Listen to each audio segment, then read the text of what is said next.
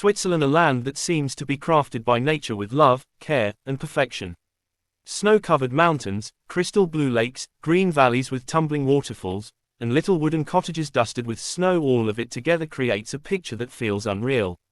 This story begins with a Pakistani traveler named Arfaan. He had always watched videos of Switzerland's breathtaking scenery and wondered, can a place this beautiful really exist? One day, he finally decided to turn his dream into reality. Arrival, the first glimpse.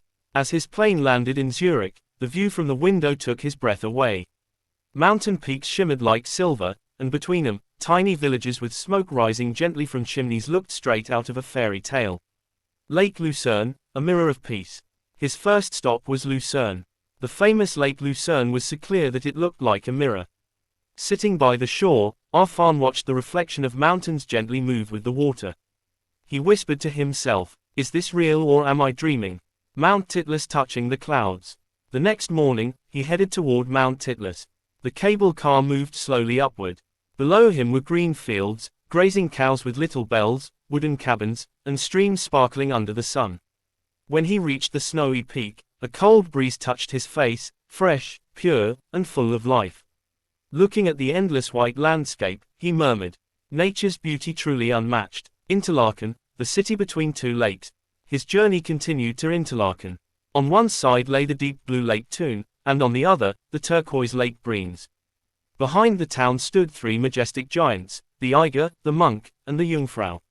Here, he met a Swiss woman who said, "Switzerland is not just beautiful, it is peaceful."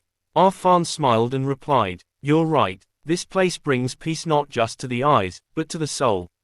Lauterbrunnen, where time stops. Finally, he visited Lauterbrunnen Valley, also known as the Valley of 72 Waterfalls.